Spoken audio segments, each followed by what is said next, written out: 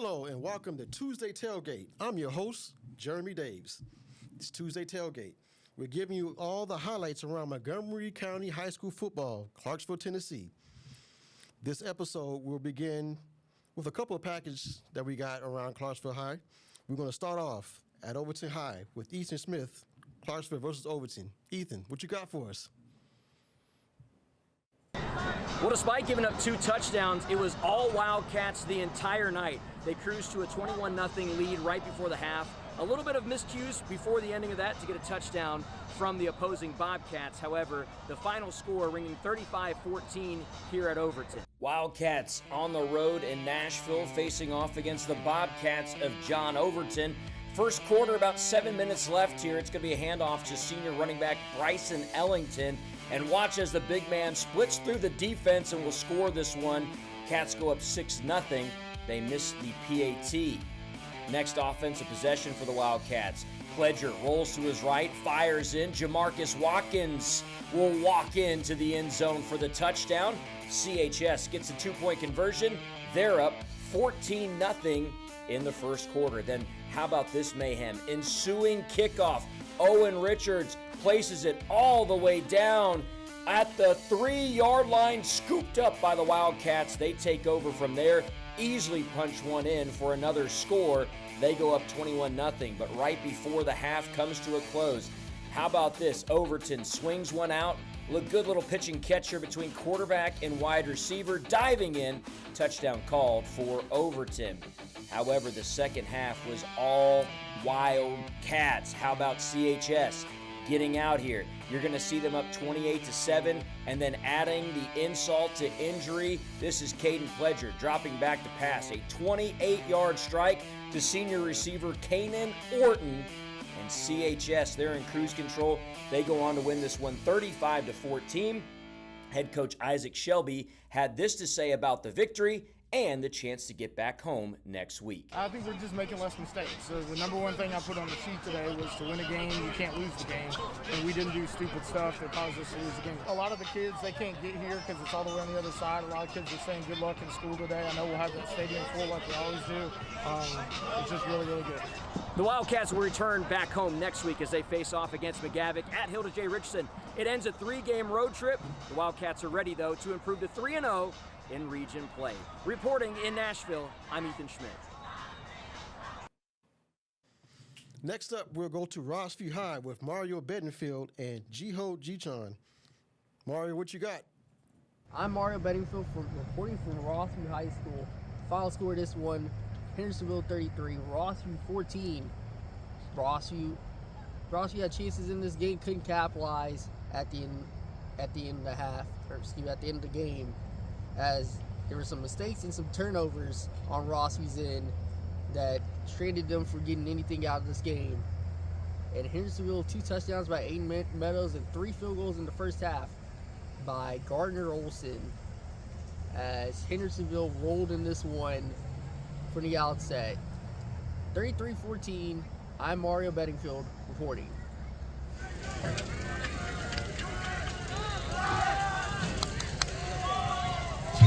Picked off. Oh. Watch 13.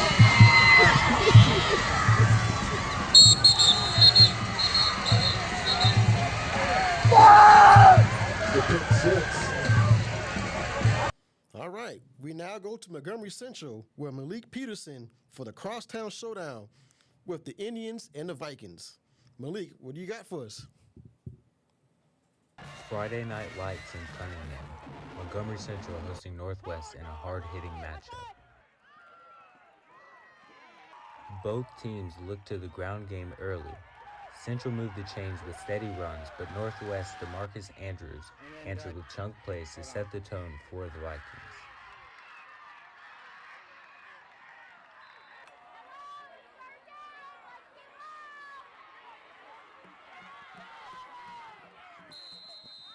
Colson Odie connected with Grant Odie through the air, but Central's defense stepped up.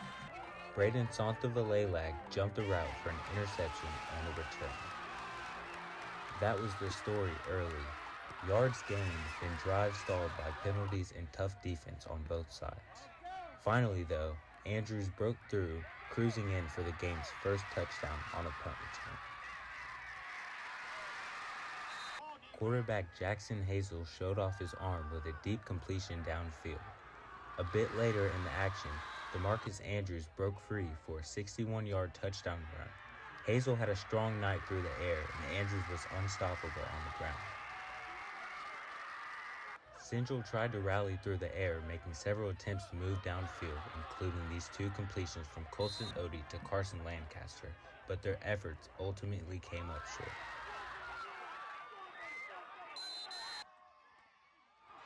For Montgomery Central, the Vikings defeat the Indians 12-0. With the victory, the Vikings move to 2-2 as Montgomery Central falls to 1-3. Once again, the final score is 12 to your Vikings, your Indians 0 points. I'm Malik Peterson reporting. All right, we have another city showdown between the Coyotes and the Knights.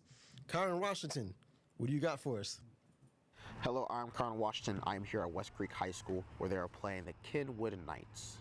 West Creek Coyotes are 0-3 overall and 0-1, ranking 4th in their district, while the Kenwood Knights are 1-2 overall and 0-1, which puts them 2nd in their district. With 3 minutes remaining, Vidarius Haymans for Kenwood recovers the ball off of a punt that hits off a West Creek player and scores. And then with less than 2 minutes to go, West Creek muffles a snap and gets a safety. Your final score of the game, Kenwood Knights 11, West Creek Coyotes 0. Kenwood Knights move up to 2-2 for the season, while West Creek goes 0-4 for the season, still looking for a win. West Creek plays Rossview next week at 7 p.m. at home again, while Kenwood travels back home to face Pearl-Con at 7 p.m. I'm Kyron Washington reporting.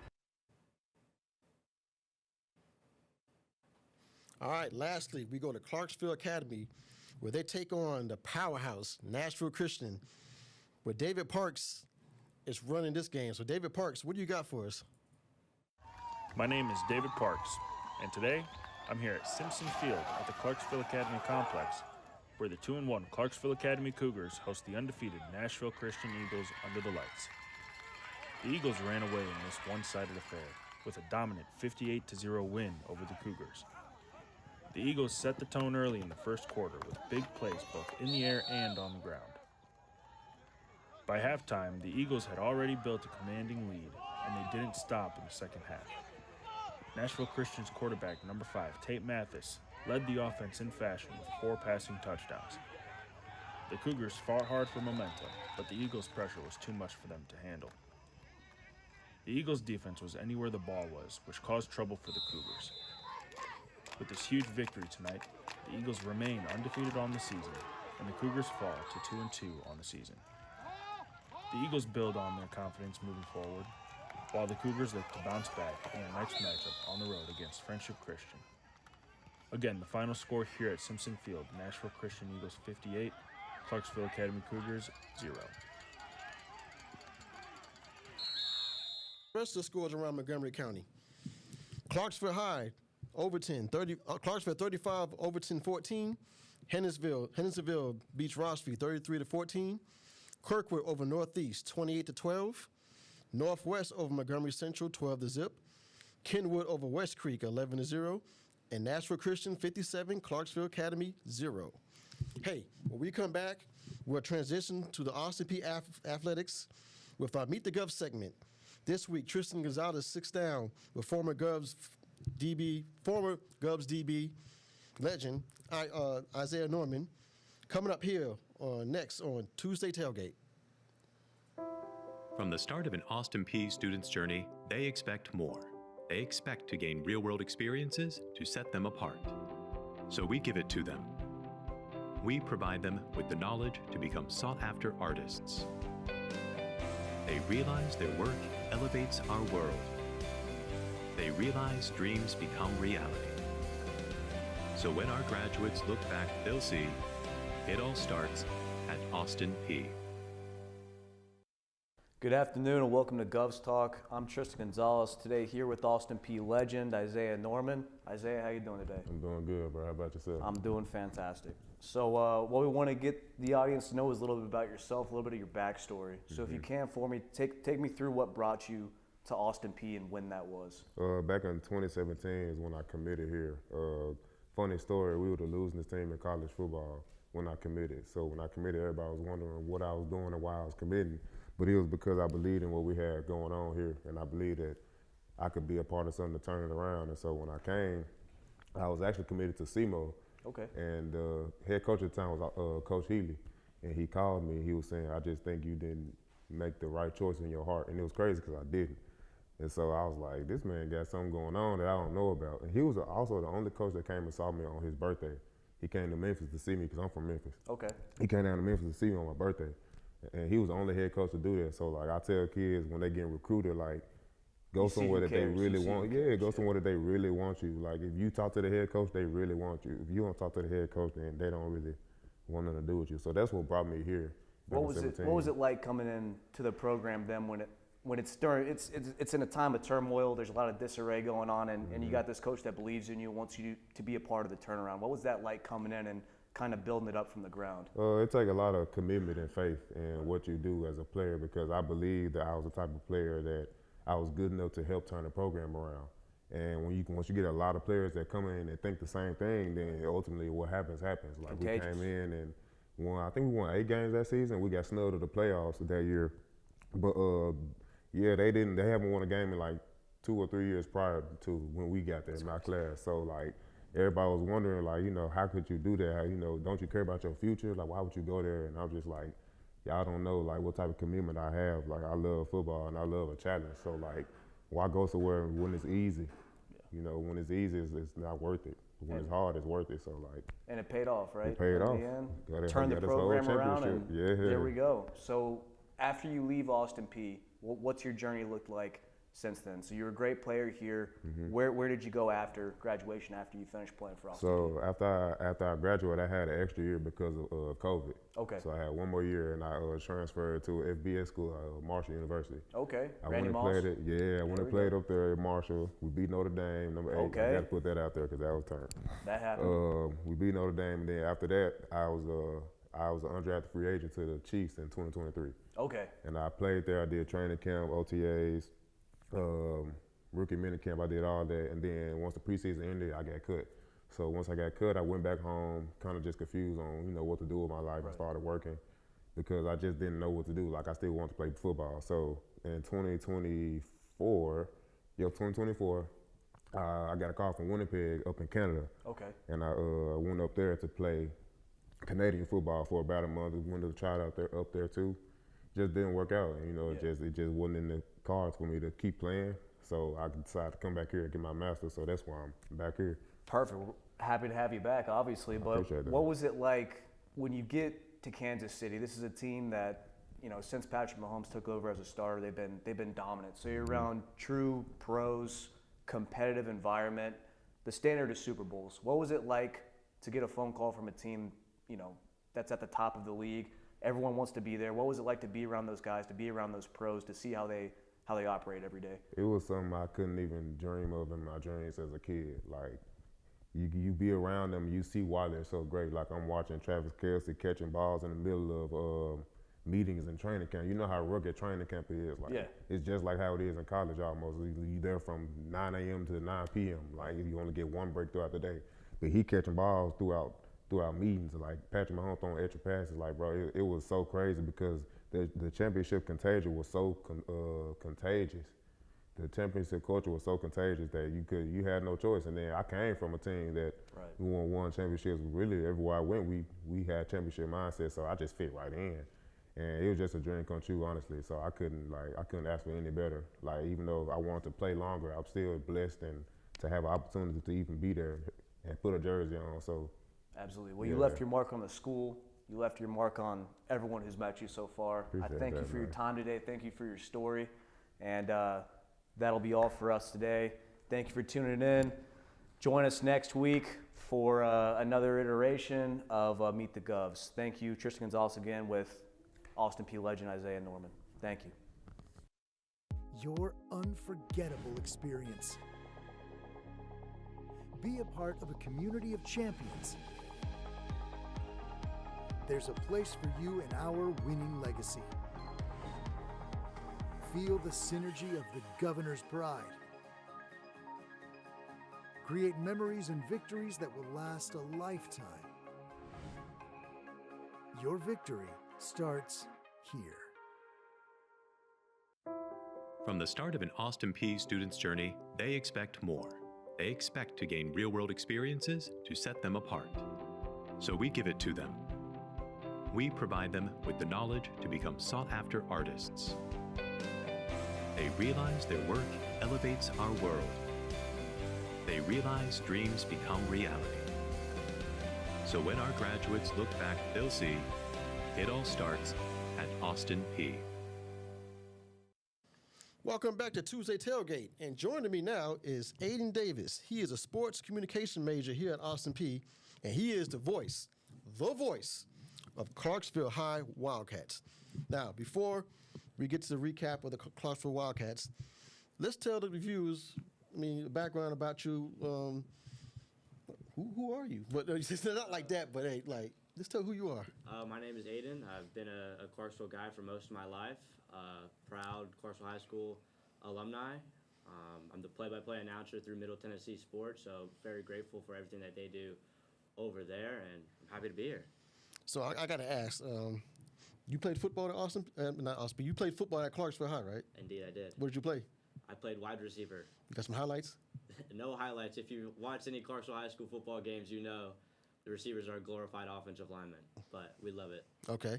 So let's give us a recap about the Wildcats these past few weeks.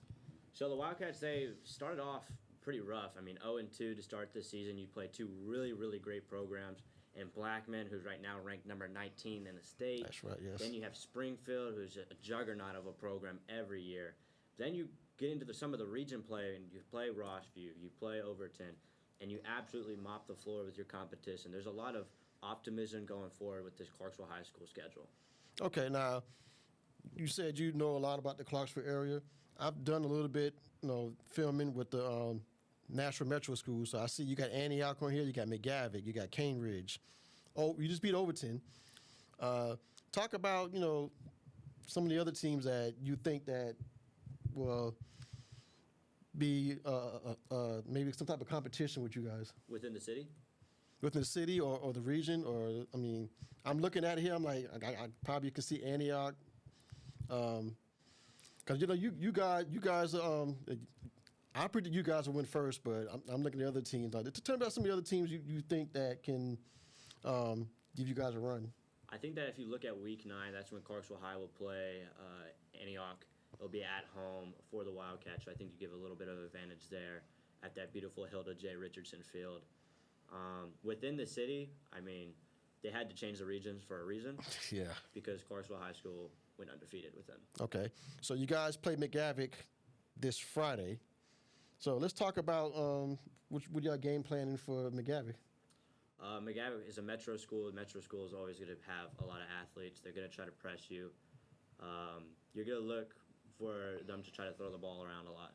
Okay. And once you can stop that with Coach Shelby's philosophy of running the ball, it's going to be pretty unstoppable whenever he starts getting his triple working, his butt game working. All right, let's go into the standings. We got Region 5, 6A Region 5, and we were just talking. It's pretty much a tie for first place between Antioch and Clarksville.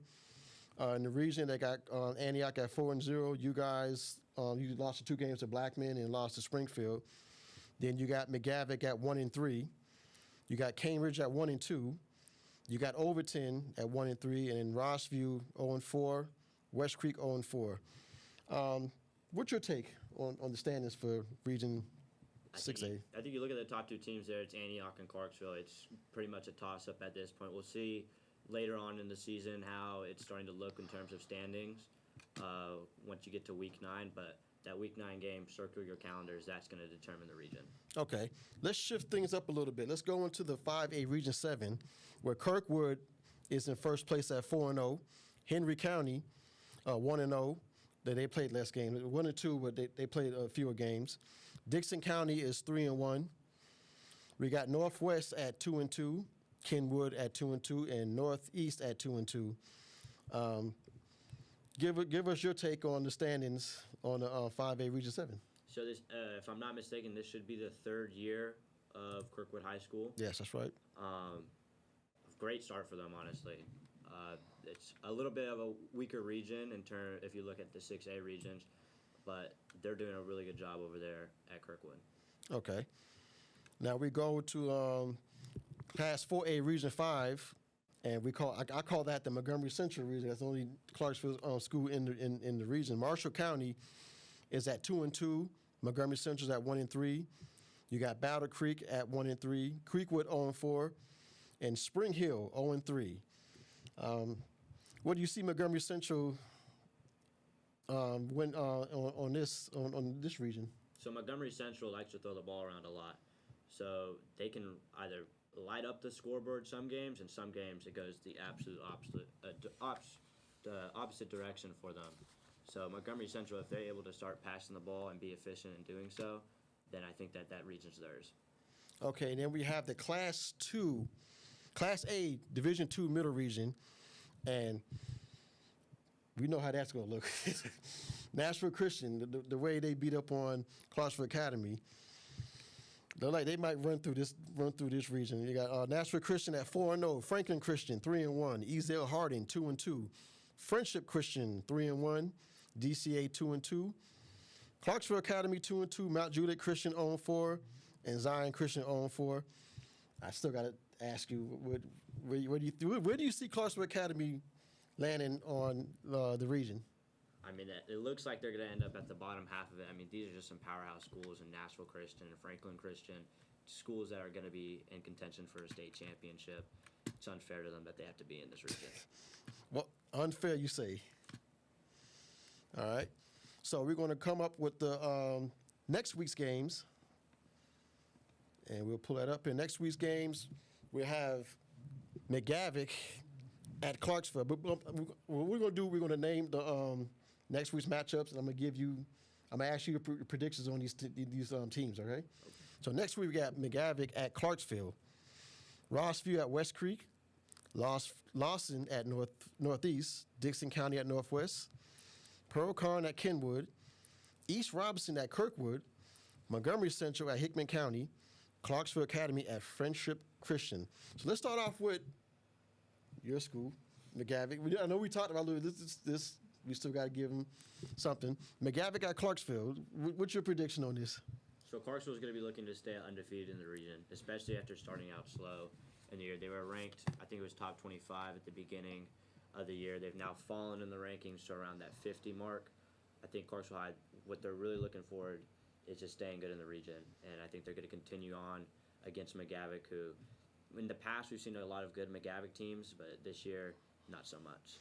Yeah, and I agree with you on that. I'm going with Clarksville. I think Clarksville can easily win this game over McGavick. Yeah, I mean that's all I have to say on that. No need to go any further on that. Let's go with Rossview versus West Creek. So an intercity matchup there with Rossview and West Creek. I was at the Rossview-Clarksville High game. It was all Clarksville High at the beginning of it, and then the Lightning happened, and Clarksville High School put in their JV team. West Creek, bunch of sneaky athletes on West Creek. West Creek can be a fighting chance there. So I'll probably go with West Creek and the Coyotes over there. Really? You going with West Creek over okay. I might have to I'm going with Rossview with this one. I've watched West Creek. They really haven't impressed me much. I mean, well, one thing about being a Clarksville High alumni is that I'll never pick that school over there. Oh, I get it. Okay, I see. But I mean, no, I just don't see West Creek making any noise over Rossview. So I'm gonna have to go with Rossview on that one. I'm sorry, man. I know your situation, but I got to go with Rossview in this one. All right, Lawson versus Northeast. So Lawson versus Northeast. So Lawson, they've had an up and down season so far. They've had games where they've scored 40-plus points, and they have games where they're struggling to find a touchdown. For Northeast, though, on a 2-game losing skid right now. So I'm going to go with Northeast here, and because I like the home team matchup with that Lawson having to travel all the way here to Clarksville. And I think Northeast has athletes on their team. Yeah, I'm going to go with Northeast as well. The fact that Lawson has come all the way out here to play Northeast. And for those who don't know, Lawson, that's the old Hillwood High School. I mean, like I said, I've covered a couple Metro Nashville games, and yeah, Hillward's been struggling with Lawson. They've been struggling. They're a newer school, so they've been struggling. So yeah, I can see Northeast winning this one over Lawson. Let's go to Dixon County versus Northwest. Dixon County versus Northwest. Dixon County versus Northwest. Dixon County, that's a really good program over there. I'm going to go Dixon County. Dixon County? I'm going to go, I'll probably agree with you. I'll go with Dixon County. They'll run the ball. They'll get under center a lot. They do run a lot of triple. Compared to what Isaac Shelby and the Wildcats do, their triple is typically under center. And so you look for a lot of long possessions where Dixon County is controlling the game, where they have a 7-minute drive, an 8-minute drive, and you're probably touching the ball once in the So more of a possession game for Dixon County. I agree with you on that. Pearl-Cohn versus Kenwood. So if you look at the standings, Pearl-Cohn is currently 0-4 and ranked number 22 in the state. Well, look who they played, though. They've played a lot of really good competition. So the worst 0-4 team in the state in Pearl-Cohn versus a team that's averaging 10 points per game all season. I'm going to take Pearl-Cohn. Yeah, I'm going to take Pearl-Cohn by 50. East Robertson at Kirkwood. So East Robertson versus Kirkwood. East Robertson is ranked number 42 right now. They're both undefeated teams. East Robertson, though, the key stat for them, in the last 3 games, allowing 10 points a game. So I'm going to go East Robertson here. Yeah, I covered the East Robertson game last year. And that last year, that's when they went all the way to the regional final and lost to East, if I'm not mistaken. But they lost a lot for graduation. But defense is still there. I would take East Robertson over Kirkwood. Montgomery Central over Hickman County. Montgomery Central versus Hickman County. I'm going to go Montgomery Central. They throw the ball a lot. Hickman County's allowing 40 points per game in the last 3 games. I think that Montgomery Central, they're going to be able to get it down with throwing the ball, and I believe in them over there. Okay. Yeah, I go with Montgomery Central. I don't know too much about Hickman County, but I believe in Montgomery Central, so I would take Montgomery Central over Hickman County. Last, we got Clarksville Academy over Friendship Christian.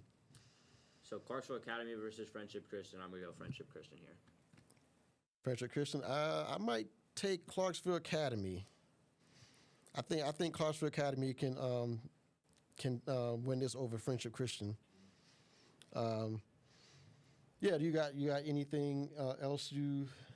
I think a big thing for those Metro teams that are coming down to Clarksville is a long drive once you do hit that traffic, that Friday traffic. So I think that the home teams in Clarksville definitely do have an advantage in being able to play essentially in their own backyard. So that's why I pick a team like Clarksville over McGavick. Okay. Well, guys, there you have it. And that wraps up our first episode of Tuesday Tailgate. I'm Jeremy Daves. We're here with Ethan Davis. Is there anything you'd like to say before we get out? If you want to listen to me and Jonathan Bowie call the game, look for Middle Tennessee Sports. It's got Clarksville High up for us. It's going to be a great game for us. All right. But before we get out, I'm going to give a shout out to Monique Bradley on the 1s and 2s. We got Barry Gresham, the executive producer, Steve Sawyer, Dylan. We got Isaiah. Am I missing anybody? I don't think I'm missing anybody, but Elijah as well. And that wraps up our first episode of Tuesday Tailgate. Jeremy Daves, see you next episode.